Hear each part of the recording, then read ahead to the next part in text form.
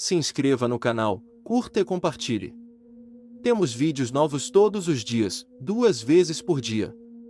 A lenda do Cavaleiro do Sul. Na região sul do Espírito Santo, entre montanhas cobertas de neblina e estradas de barro esquecidas pelo tempo, existe uma velha lenda que os moradores evitam contar após o cair da noite. Fala-se de um cavaleiro que surge do nada, sempre à meia-noite, cavalgando um animal de olhos vermelhos e ferraduras que não fazem som algum. Muitos dizem que ele aparece nos arredores de Mimoso do Sul, mas seu rastro já foi visto em Apiacá e até na fronteira com o Rio de Janeiro. Disse que o Cavaleiro do Sul foi, em vida, um justiceiro cruel do século XIX, que usava a capa da lei para fazer o que bem entendia. Recolhia impostos com violência, punia traidores com a forca improvisada, e enterrava os corpos dos revoltosos no meio da mata.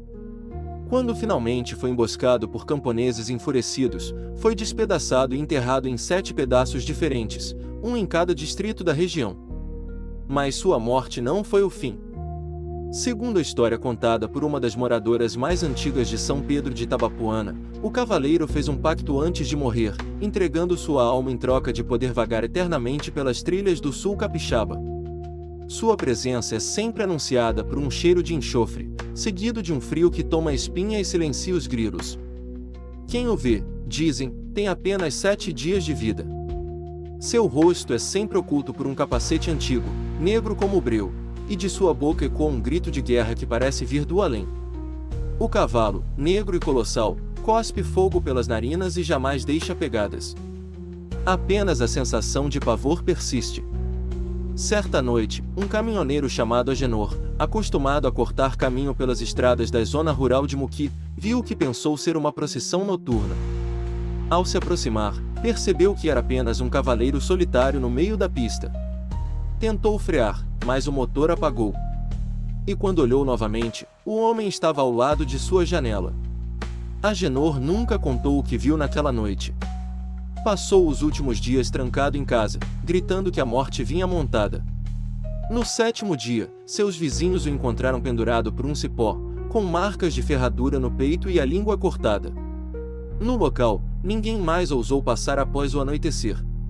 A lenda do Cavaleiro do Sul se espalhou pelas bocas dos antigos, ganhando formas diferentes conforme os anos passavam. Em cada cidade por onde diziam que ele havia sido enterrado, surgia uma versão própria do mito. Mas todas concordavam em um ponto: ele cavalgava por 7 caminhos, os mesmos que levam aos seus antigos túmulos. Dona Olívia, uma rezadeira de Vargem Alta, jurava que seu avô, ainda criança, viu o cavaleiro surgir de uma clareira ao lado do cemitério. Ele tentava colher ervas para uma dor de barriga da mãe, quando escutou cascos silenciosos quebrando os galhos secos do mato. O cavaleiro o fitou com olhos em brasa, mas apenas seguiu, como se não fosse a hora do garoto ainda. Os padres antigos da região tentaram várias vezes exorcizar os 7 locais sagrados. Um deles, Padre Vicente, chegou a afirmar que havia visto o cavaleiro de pé, parado diante do altar da capela em São José das Torres. Ele não disse uma palavra, apenas deixou uma cruz derretida no chão e desapareceu na fumaça. A partir de então, as igrejas do sul do Espírito Santo começaram a fechar à noite. Os sinos tocavam sozinhos nas madrugadas. Um pastor evangélico, novo na região, tentou enfrentar a lenda orando alto no meio da estrada onde diziam que o cavaleiro passava.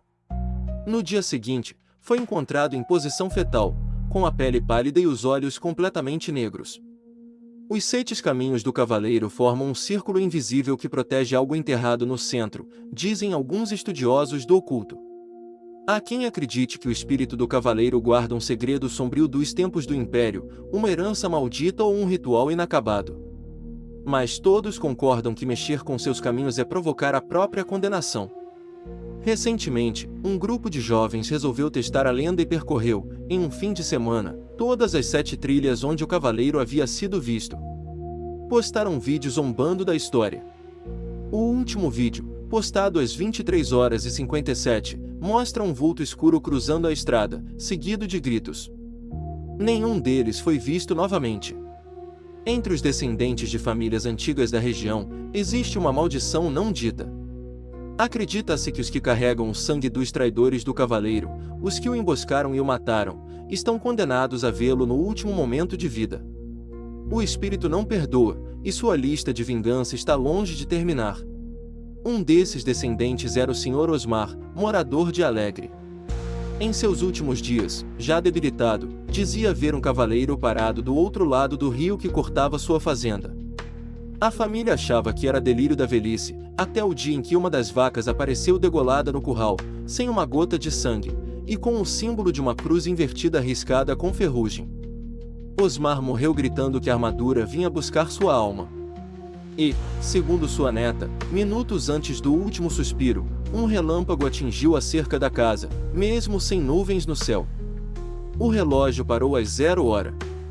Desde então, seus herdeiros venderam a propriedade, mas ninguém conseguiu manter-se nela por mais de 7 dias. Existem relatos de que o Cavaleiro do Sul aparece mais frequentemente quando se tenta apagar a memória dos mortos injustiçados da região. Durante obras para ampliar uma estrada, foram encontrados ossos humanos junto a correntes enferrujadas. Quando tentaram remover o material, 4 operários se feriram gravemente em acidentes inexplicáveis. As famílias mais supersticiosas ainda fazem orações específicas toda vez que ouvem relinchos durante a noite. Uma dessas preces foi encontrada escrita à mão, escondida atrás de um quadro antigo na prefeitura de Atílio Viváqua. Nela, o nome do cavaleiro é escrito em latim, mas parcialmente apagado por sangue seco. Segundo os moradores, quem descobre o nome verdadeiro do cavaleiro ganha o direito de comandá-lo. Mas essa verdade nunca foi provada, porque todos os que tentaram descobrir o nome desapareceram sem deixar rastros. E talvez esse seja o maior aviso: há histórias que não querem ser desenterradas. Em 2002, uma história ganhou força e circulou entre os moradores como um aviso definitivo. Um menino de 12 anos, chamado Elias, desapareceu na zona rural de Presidente Kennedy.